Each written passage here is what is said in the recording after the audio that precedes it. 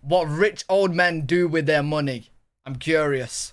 No matter how absurd this story gets, remember, it's true. Timothy Dexter was born in a town just north of Boston, Massachusetts called Malden. Despite being incredibly dim-witted, Timothy always believed he was going to strike it rich one day. But looking around at his family, who were a bunch of poor farm laborers, Timothy realized he would need to make some big moves if he wanted that dream to become a reality. Okay. When he was just 8 years old, he decided he would make the first of his many big moves.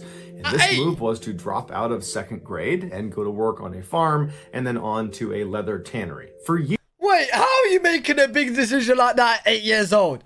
How are you dropping out of school at 8 years old, bro? Hell yeah, pretty. Yo, at 8 years old?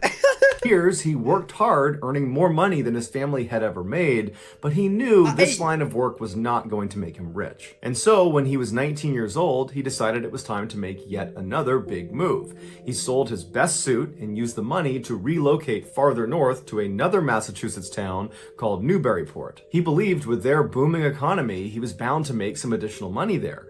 And he was right, but his payday would not come from a higher paying job. When he arrived there, he met a lonely, wealthy widow named Elizabeth Frothingham, and he promptly... Wait, is he still 8 years old, or is it like years gone by?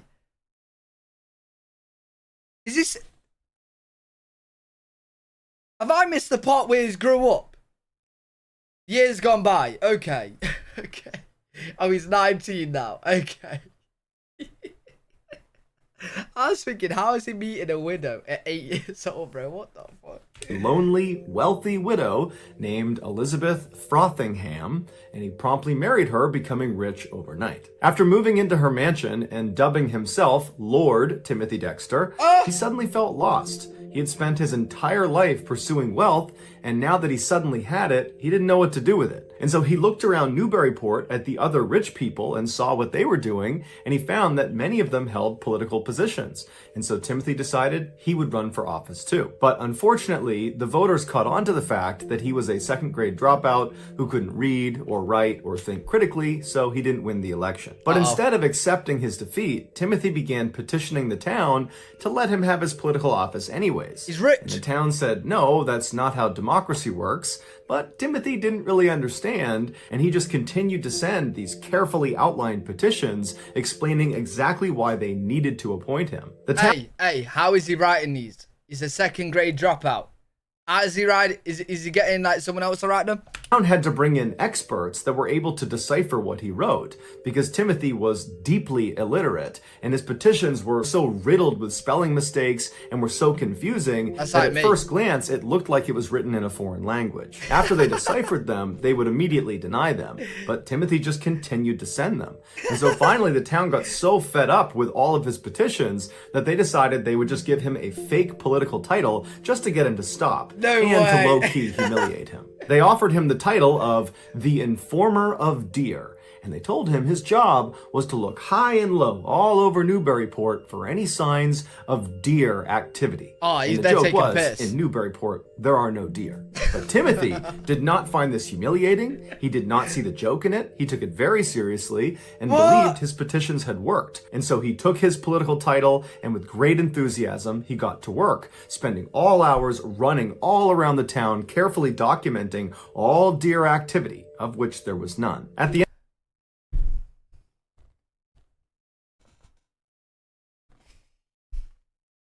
Bro. Yeah. Oh, he's not very smart, is he, mate? But it does explain he's a second grade dropout. He's a second grade dropout.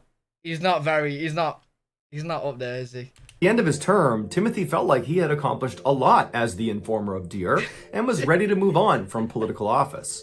And so he turned in his official Informer of Deer logbook to the town and told them they should pass it along to the next Informer of Deer to get them up to speed. Unfortunately, when the town opened that logbook, they found it contained only crude pictures of deer and then illiterate ramblings about deer that were so difficult to decipher that even the experts weren't able to do it. And so the logbook was thrown away, quickly, and the informer of Deer position was never filled again. Shortly after the American Revolutionary War broke out between the colonies in America There was a lot of and deer. Great Britain, America began printing their own money to pay for their troops. Okay. But this money, called the Continental Dollar, it wasn't backed by silver or gold. It was just backed on the promise of future value if America won the war. That, combined with overprinting this money, led to rampant inflation, and very quickly the Continental Dollar was worthless. Some of the wealthy folk in Newburyport decided they would do the troops a favor, who were now destitute because they held all of this worthless currency.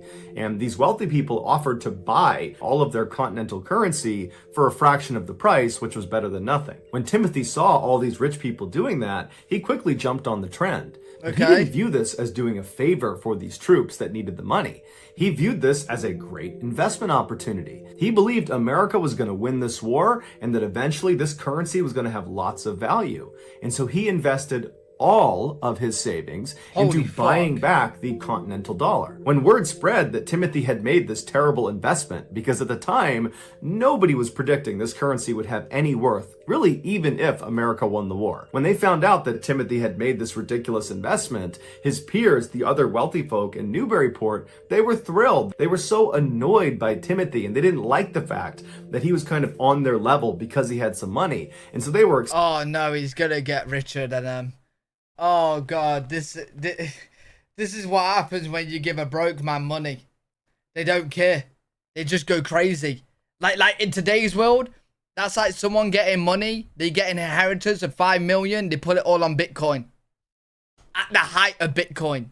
They put it all on Bitcoin at the height of Bitcoin. They're crazy, bro. They're fucking crazy. Excited to see him go bankrupt. But sure enough, at the end of the American Revolution, when America won the war, Congress made good and backed the currency, making Timothy one of the richest people in America overnight. Right away, Timothy used his second big windfall of cash to purchase the most luxurious mansion in the richest neighborhood in all of Newburyport. But beyond that purchase, he didn't really know what to do with all of this money. It was very overwhelming. And so after several weeks of deep introspection where he tried to figure out, who he was now and what he wanted to be, it suddenly became clear to him. He needed to construct 40 wooden statues of random famous men on his front lawn. These statues included George Washington, Napoleon Bonaparte, Thomas Jefferson, and of course himself. The inscription under his statue read, "The first in the East, the first in the West, and the greatest philosopher in the Western world." After a Wait, so he's got statues of all these famous men, and he's put himself a statue amongst these men. Yo, that's high IQ, bro. Because when like time goes on, people are gonna see these statues and think he's very famous. Do you know what I'm saying? Bro, smart. He might be one of the face on Mount Rushmore. Has anyone checked this yet, Timothy? He could be a face on Mount Rushmore at this point. Sculpture was done, Timothy went out to inspect all 40 statues, and he discovered what he believed to be a huge discrepancy on one of them. Underneath Thomas Jefferson's replica, it said the author of the Declaration of Independence, which is accurate. But he told the sculptor that he was supposed to put down the author of the Constitution. And the sculptor very gently said, "That's not right. It should be the Declaration of Independence." Timothy became irate. He was not having it. And so he ran into his mansion and came out with his oversized hunting rifle and began firing at the sculptor's feet until he made the change. After Jefferson's title was fixed, Timothy noticed another discrepancy on another statue. He walked over to the George Washington replica and looked underneath it at the inscription, which said George Washington. And Timothy just shook his head, got out a paintbrush, covered it up, and wrote one word: Pitt.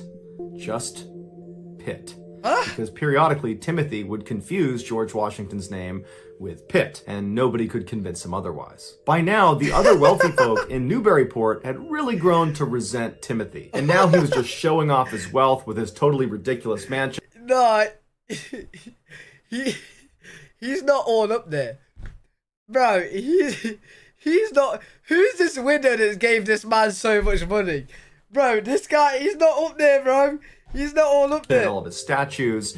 And so some of these aristocrats wanted to find a way to just ruin Timothy. And so knowing he was not a very bright man, they decided they would start giving him deliberately terrible investment tips. The first being that he should buy a whole bunch of warming pans and send them to the Caribbean. A warming pan is like this big frying pan that you load up with hot coals and you slide under your bed to stay warm at night. This works really well in a cold environment like Newburyport, but is completely worthless in a warm tropical environment like the Caribbean. But Timothy believed he was being given some great insider trading information and absolutely took this to the bank. And he went and bought 2 ships and he loaded them up with 40,000 of these huge warming pans and he fired them off to the Caribbean.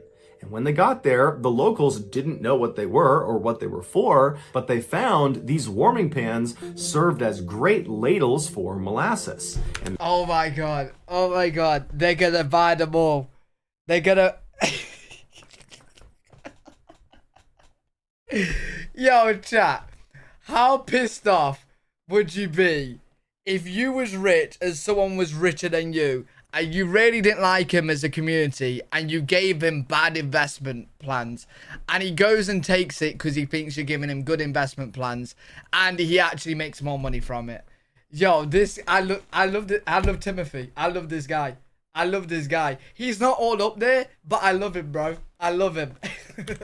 found these warming pans served as great ladles for molasses, and they all sold out for a huge profit. And so Timothy went to those aristocrats and he thanked them for their incredible investment tip. These rich people were furious that their plan had backfired, and so they decided they would pitch him another, even worse investment tip that was bound to ruin him.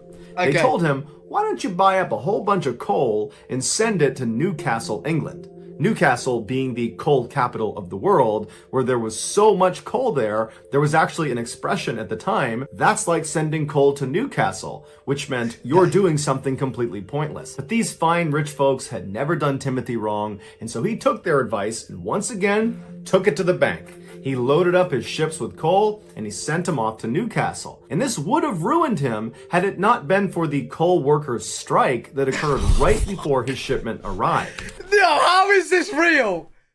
How is this guy that lucky, bro? How is he that lucky, bro? Yo, nah. Yo, hey, chat, if you ever think one day, right, you don't have any luck, this guy took it all.